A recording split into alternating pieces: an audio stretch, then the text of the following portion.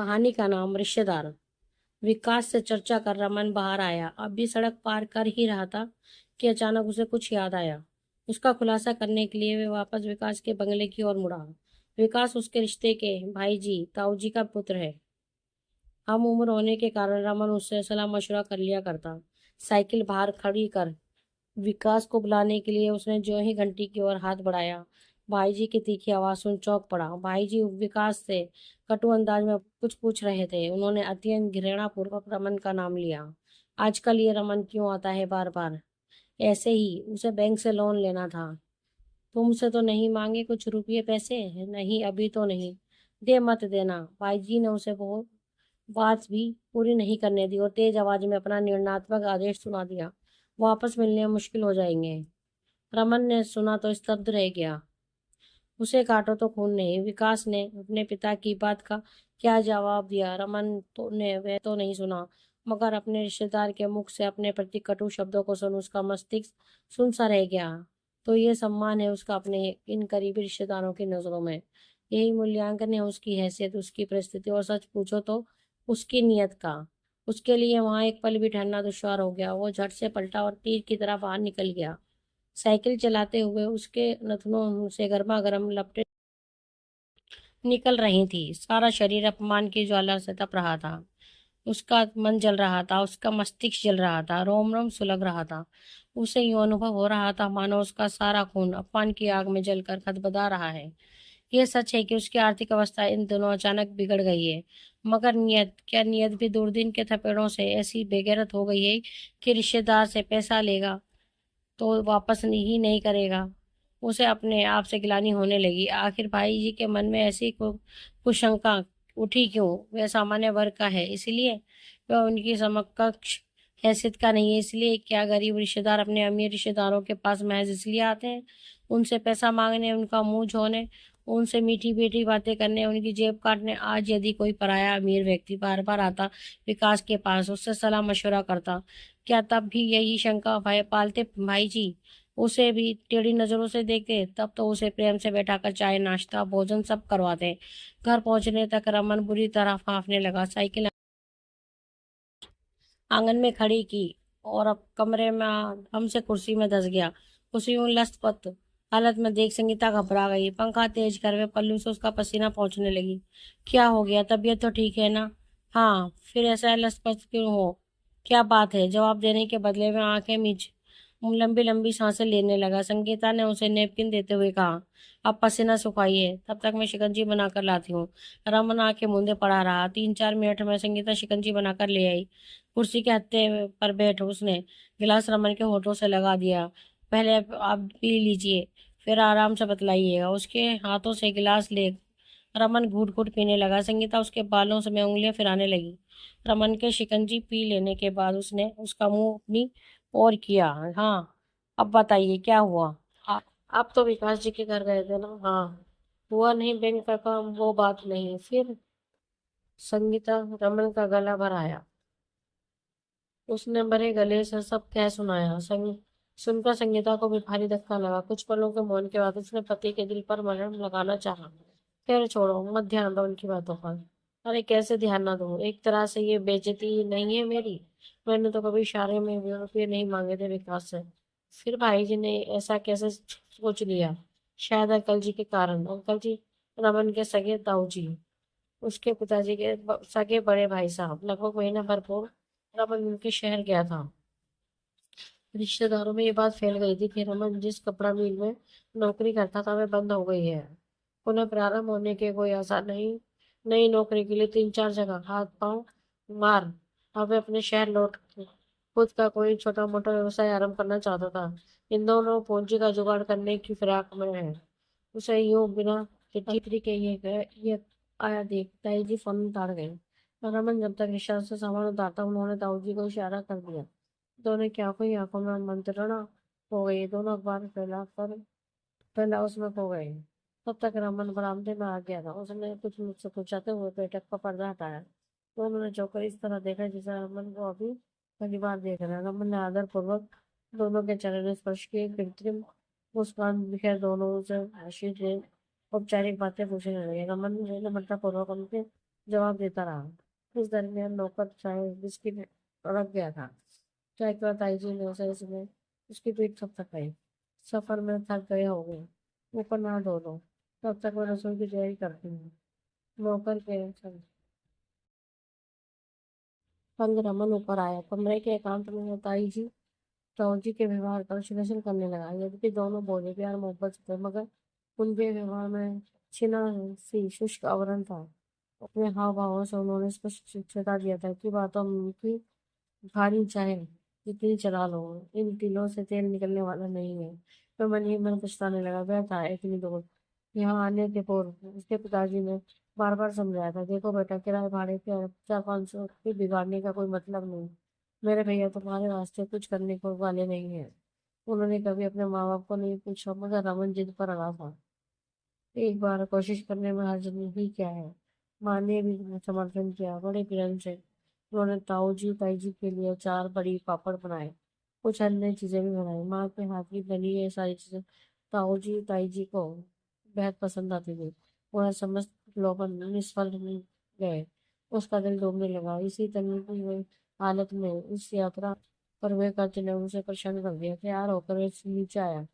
ताऊ जी टीवी देखने में बिजी थे। उन्होंने रमन को भी अपने पास बैठा दिया। एक न्यूज चैनल लगा। वे रमन से के साथ देश विदेश की स्थिति पर चर्चा करने लगे। रमन को इन सब में रत्ती भर रुचि नहीं थी। उसका मन तो अपनी स्थिति में ही उलझा हुआ था। ये तो वह स्पष्ट रूप से समझ चुका था कि ताऊ जी उसके लिए कुछ करने वाले नहीं। फिर भी जब आ ही गया है तो उसने विज्ञापन ब्रेक के दरमियान चर्चा कर दी। ताऊ जी ने मैं जिस फैक्ट्री में नौकरी करता था, वे बंद हो गई है। अरे कब ताऊ जी ऐसे चौंके जैसे उन्हें कभी पहली बार मालूम हुआ हो कि 5-6 महीने हुए। क्यों, मैनेजमेंट का क्या कहना है उसके बारे में? पास ऐसा नहीं है फैक्ट्री चला निकला है तो बैंक से ले ले। बैंकों के पास बहुत सी स्कीम है आजकल लोन देने के लिए। ताऊ जी ने इतनी सहजता से सलाह उछाली जैसे लोन लेना रास्ते में कंकड़ उठाना हो। तू कटक रमन ने मरी हुई आवाज में कहा। बैंक का कहना है मैं पहले ही काफी कर्जा दे चुका है फैक्ट्री को और नहीं दे सकता हूँ। ताऊजी ने संवेदना से सिर हिलाया। कुछ पल गहरी सोच का व्यक्त करते हुए उन्होंने अपने सुनाहों के पिटारे से एक अगला आरोप निकाला। मेरा ख्याल है फैक्ट्री को लेकर यूनियन को बैंक के पास जाना चाहिए। मैनेजमेंट फैक्ट्री चलाने में असमर्थ है तो कोई यूनियन खुद चला लेगी। दोनों फॉरेन कंट्रीज में आजकल फॉरेन रिटर्न ताऊ जी अपनी नफीस विलायती अंग्रेजी में अपने अनुभवों का खजाना उस पर उड़ेलने लगे। हालत से मजबूर रमन लाचारगी से उनकी बातें झेलता गया। उसके लिए इन अनुभवों और विदेशों में हो रहे सफल प्रयोगों का कोई अर्थ नहीं है। उसकी समस्या का निदान तो रुपयों में था और ताऊ जी बस उसी की चर्चा नहीं करने दे रहे थे। आखिर बेजार हो उसने बेशर्मी से अपने मतलब की बात छेड़ दी। मैं तो अब यही सोच रहा हूँ ताऊ जी, नौकरी में तो इस तरह की झंझट आती रहेंगी, इसलिए अब अपना खुद का कोई कारोबार आरंभ करूँ। आपकी क्या सहमति है? ठीक सोचा है मैंने। हाँ, अब मैं क्या बोलूं, मैंने तो जिंदगी में नौकरी की है। तभी दरवाजे के आड़ में खड़ी ताई जी झट से बैठक में आ गई। भोजन तैयार है, टीवी बाद में देख लेना, पहले खा लो। पहले खा लो। ताऊ जी तुरंत उठ खड़े हुए। मजबूरन नमन के उठा। डाइनिंग टेबल पर जाते हुए ताऊ जी ने बतला दिया कि भोजन करते समय आजकल वे मौन रखते ही हैं। एक स्वामी जी के पास जाते हैं न उन्हीं की प्रेरणा से। रमन के लिए स्पष्ट इशारा था चुप रहने के लिए। वह दरिंदर कुड़ गया। बड़ी मुश्किल से तो मुद्दे का सूत्र पकड़ पाया था। ताई जी ने कैसे कैसे दांव पेच खेलती है। मैं चारकी से एक और पानी से लटकता गया। भोजन के तुरंत बाद ताई जी मसरत पर पसर सो गए। ताई जी के पास पड़ोस के बंगलों की 2 महिलाएं आ गई। महिलाओं के जाने के बाद वे नौकरों से बैठे काम करवाने लगे। मन मार रमन गैलरी में बैठ अखबार पत्रिकाओं के पन्ने पलटता गया। दोनों में से किसी ने पूछने की जरूरत नहीं उठाई कि 5-6 माह से बेरोजगार होने जाने के कारण रमन का खर्च कैसे चला है, आगे वह क्या करेगा। दोनों शायद इस बला के टलने का इंतजार कर रहे थे। एक बार एक सोकर पूजा गृह कार्य में व्यस्त हो गया। बेजार हो रमन उठा और होकर कक्ष में गया। उसकी वापसी की ट्रेन शाम 5 बजे की थी। ये चूक जाता तो अगले दिन सुबह 11 बजे की थी। रुकने का कोई अर्थ न था। 4 बज चुके थे। उसने अपना बैग उठाया और नीचे आया। ताऊ जी उठ गए थे। उन्होंने उसके लौटने की भनक लग गई थी। चाय पीते वक्त उसका दिल भर आया। उसे अपने उस खर्च का काफी मलाल हो रहा था जो इस ऑपरेशन हेल्प में खर्च हो गया था। ताऊ ताजी के काल व्यवहार को देखकर समझ तो चुका था कि वे अपने मृत्यु पर उसकी मदद नहीं करने वाले। फिर भी उसने मृत्यु की तरह एक बार और हाथ पैर मारने की कोशिश की। ताऊ जी मैं सोच रहा था, मतलब अर्ज करना चाह रहा था, यदि बिजनेस वास्ते आप कुछ 10-15 हजार उधार देते तो बेटा। ताऊ जी के बजाय ताई जी ने अत्यंत मृदु मृदु मीठे व्यथा भरे शब्दों में कहा, अपनी आंतरिक व्यथा का टुकड़ा अपने सामने रख दिया। तुम तो जानती हो तुम्हारे ताऊजी 4 वर्ष पहले रिटायर हो चुके हैं। और सुबह तुम्हें नौकरी का दुख दर्द बतलाया था। नौकरी में भला क्या मिलता है? हाँ बेटा, हम तुम्हारी मदद जरूर करते, बड़ी खुशी से होती बेटी, मगर अब तुमसे क्या छुपाना। अभी तो हमको खुद को खाने के लाले पड़े हैं। महंगाई इतनी, मगर पेंशन। वो लोग तो हमारे बारे में पता नहीं क्या क्या सोचते हैं, हमारी हम जानते हैं बेटा। इस बड़े शहर में कितनी मुश्किलें हैं, कुछ बचता ही नहीं। रमन सुनते ही स्तब्ध रह गया। खाने के लाले टालने के लिए कितनी वो अच्छी बात कह दी थी ताई जी ने। दादाजी दादी जी को अपने पास बुलाने के नाम पर भी वही इसी तरह घटिया बहानेबाजी करती थी। रमन का दिल खट्टा हो गया। उसने अपराधी की भांति हाथ जोड़ माफी मांगते हुए कहा, अन्नपूर्णा सदैव प्रसन्न रहे ताई जी। मुझे बिल्कुल भी आभास नहीं था, अन्यथा आपका दिल नहीं दिखाता। सच्चा खैर, आप मन में किसी तरह का संकोच मत पालना। आजकल बैंकों की ढेर सारी योजनाएं हैं, मैं वहां भी अर्जी दे रहा हूँ। फुर्ती से वे दोनों ही खड़े हो गए। रमन ने झुककर प्रणाम किया। विदा करने के लिए दोनों द्वार तक आए। नौकर तब तक रिक्शा ले आया था। उन्हें प्रणाम कर रमन ने स्टेशन रवाना हो गया। ट्रेन में बैठते हुए वह गहरी चिंता में डूब गया। ताऊ जी के पास वह अब टूटी आस लेकर आया था। एक झटके में मुझ गए। क्या हो जाता तो कुछ रुपया उधार दे देते, ब्याज देने का भी मैंने इशारा कर दिया था। इतना पैसा होने के बावजूद दोनों का दिल कितना छोटा है। ना चाहते हुए भी उसकी आंखों से तो आंसू निकल पड़े। घर आने के बाद रमन की चिंता और बढ़ गई। पास के रुपये धीरे धीरे खर्च होते जा रहे थे। उसे चारों ओर अंधेरा ही अंधेरा दिख रहा था। कहीं नौकरी का ना आश्वासन मिल रहा था, ना पूंजी का इंतजाम हो पा रहा था। उसकी रातों की नींद, दिन का चैन हराम हो गया था। माँ, पिताजी, पत्नी, बच्चे कैसे पालेगा उन्हें? पास की हल्की सी किरण भी कहीं से नजर नहीं आ रही थी। 2 हफ्ते बीत गए, तभी कुरियर से ताऊ जी का पत्र में आया। हैरानी से उसने खोला। ताऊ जी के शहर में सैकड़ों छोटी बड़ी औद्योगिक इकाइयां थी। इनमें मोल्डेड प्लास्टिक की अनेकों छोटे छोटी आइटमें लगती थी। ये आइटमें वे खुद न बनाकर जॉब वर्क से दूसरों से बनवाती थी। ताऊ जी की योजना थी कि प्लास्टिक मोल्डिंग का एक लघु उद्योग डाल दिया। रमन विभिन्न उद्योगों से नियमित संपर्क कर मांडर कलेक्ट करेगा और माल तैयार कर सप्लाई करेगा। इसके अलावा इसी कारखाने में प्लास्टिक के जूते चप्पल की भी मशीनें डालना चाहते थे। इसकी खपत भी अच्छी थी। उनके क्षेत्र में अत्यंत आत्मीयता पूर्वक उन्होंने रमन को लिखा था, बेटा सब कुछ तुम्हारे हाथ में रहेगा, सब तुम्हें ही संभालना होगा। हम तो सिर्फ पैसा लगा देंगे, तुम अपने हिसाब से सब करना। तुम्हें 3,000 रुपये महीने की मैनेजरी मिल रहेगी। इसके अलावा प्रॉफिट भी में 4% कमीशन अतिरिक्त। कोई भी पत्र पढ़ता तो ताऊ जी की विशाल हृदयता की से गदगद हो जाता। मगर रमन के मन में शंकाओं के सर फन उठाने लगे। आखिर ताऊ जी के मन में इतनी उदारता की तो उपजी क्यों? मैंने 10-15 हजार रुपये ब्याज पर मांगे तो खाने के लाले पड़ गए थे। आप स्वयं की नून फैक्ट्री लगाने के लिए 10-12 लाख कहाँ से आ गए? अपने जन्मदाताओं के लिए तो उनसे अपने घर के दरवाजे कभी खोले ना गए। उसके लिए तो चोरी के कपाट एकदम से वो कैसे खुल गए? मैं समझ गया था वो जो इसकी मजबूर परिस्थिति का फायदा उठाना चाह रहे हैं। उसकी 33 वर्ष की उम्र में उस सरकारी नौकरी में आवेदन कर नहीं सकता। प्राइवेट सेक्टर में जल्दी नौकरी मिलनी मुश्किल हो। कोशिश करके देख ही रहा था। खुद का व्यापार करने के लिए पूंजी का अभाव और इधर भरी भरी पूरी गृहस्थी का भार है। असहाय उपाय। रमन करेगा क्या? थोड़ा सा लालच देते ही फंस जाएगा।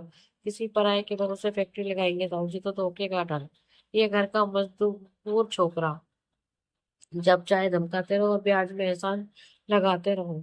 अलग से कि हमने बेरोजगार पर लगाया है, रिश्तेदारी के दबाव में बेईमानी भी नहीं कर सकता। इससे बेहतर है मजबूर कर्मयोगी गधा। स्वामी भक्त गुप्ता कहाँ मिलेगा? 24 घंटे फूटे भी और खड़े भी और विरोध भी ना करें, चुप भी ना करें। ताऊ जी भी ऐसा क्षुद्र ओछी हर स्वार्थी योजना पर वे तड़प उठा। ताऊ जी का एक पुत्र असम में था, वो दूसरा विदेश में। असम वाले के के पुत्र पढ़ रहे थे। रमन 4-5 वर्ष मेहनत कर फैक्ट्री का काम जमाता है। ये बच्चे बड़े हो जाते, पोतों को तैयार होते ही रमन की मेहनतें से जमा जमाया व्यवसाय पोतों के वाले हो जाता और रमन को लात मार के कर देते बाहर। उस ढलते उम्र में रमन पुनः आराम करता अपनी बारह खड़ी नए सिरे से। इत्तेफाक से उसी दिन बाजार में विकास मिल गया।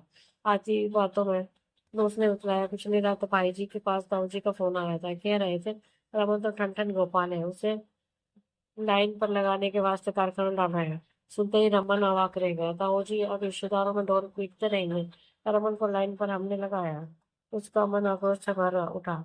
जब सारी मेहनत मुझे ही करनी है तो ताऊ जी के कारोबार के लिए क्यों करूं, बैंक से कर्जा ले खुद के लिए क्यों ना करूं। उसने उसी समय विकास से चर्चा की। विकास मार्गदर्शन करने के लिए साठ राजी हो गया। इसी सिलसिले में रमन 2-3 मरतबा भाई जी के बंगले पर गया। आज भी गया था, मगर भाई जी समझे रमन का चित्त भारी हो गया। ओफो, संगीता ने उसकी उद्विग्नता शांत करनी चाहिए। क्यों इतनी गहराई से सोचते हो? भाई जी ने बोल दिया तो बोल दिया, मत जाना उनके घर। और भी रिश्तेदार है, उनसे पूछ लो। नहीं संगीता नहीं, मैं परेशान हो गया हूँ। अब किसी रिश्तेदार के घर जाने की इच्छा नहीं रहती। अरे तो क्या सभी रिश्तेदार एक जैसे हैं? हाँ संगीता, इस पर स्वर भी क्या। पहले मैं ध्यान नहीं देता था, मगर अब लगता है कि मैं जिस रिश्तेदार के भी घर जाता हूँ, मुझे देखते ही वो कन्नी काटने की कोशिश करते हैं। धुक-धुकी होने लगती है उनके मन में। पता नहीं क्यों आया है ये हमारे पास।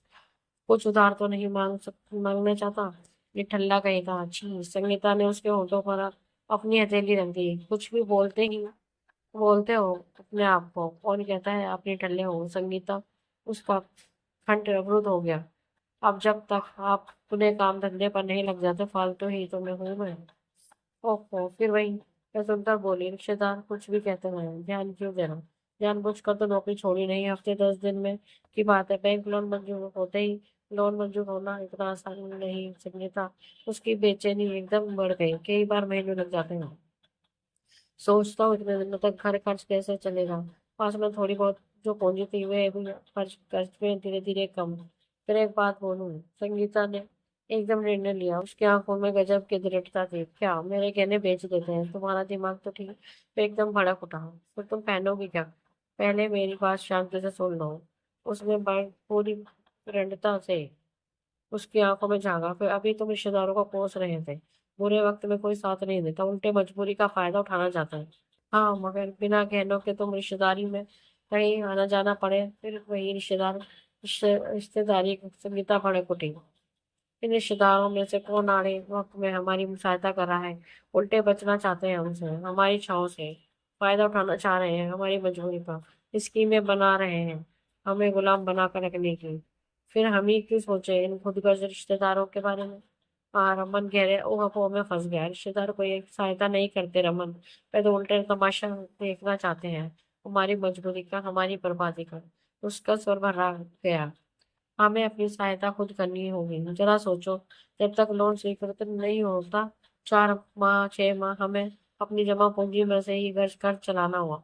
इससे संचित सूची क्या कम ना होगी? फिर लोन स्वीकृत होते ही उसके ब्याज की चिंता, किश्तों की चिंता। गहने बेच देने से पूंजी हमारी खुद की होगी। मैं ब्याज का बाद में किश्तों चुकाने की चिंता, साथ ही काम धंधों हाथ धंधों में शुरू हो जाएगा। संगीता की सलाह रमन को जच गई। संगीता रोजमर्रा में जो गहने पहनती थी उन्हें छोड़ उसने बाकी सब गहने बेच दिए। इत्तेफाक से उसी दिन संगीता का मेरा भाई ललित आ गया। उसका जनरल स्टोर था। रमन की सीमित पूंजी देख उसने रमन को सीजनल धंधा करने की सलाह दी। जुलाई का महीना आने वाला था। ललित की राय के अनुसार रमन बच्चों की कॉपी किताब वस्त्र इत्यादि ले आए। अगले महीने रक्षाबंधन पर राखी और दीपावली पर दिसंबर में ग्रीटिंग कार्ड, होली और पिचकारियां। छोटी पूंजी होने के कारण रमन को सीजनल धंधे खूब पुरास आए। ललित की सलाह मान रमन रोजमर्रा की घर उपयोगी वस्तुएं भी रखता। ललित के कारण उसे महीने भर की उधारी में भरपूर माल मिल जाता है। पूंजी की उसकी समस्या पहले पल भर में हल हो गई। उसकी गाड़ी चलने लगी अपने दम पर, अपनी पटरियों पर। दोस्तों, आपको हमारी कहानी रिश्तेदार कैसी लगी, प्लीज कमेंट में बताएं। आपके साथ भी ऐसा कभी हुआ हो तो प्लीज हमें अपना अनुभव शेयर करें। अगर हमारी कहानी आपको अच्छी लगे तो अपने दोस्तों के साथ शेयर करें और हमारे चैनल को लाइक एंड सब्सक्राइब करना ना भूलें। धन्यवाद।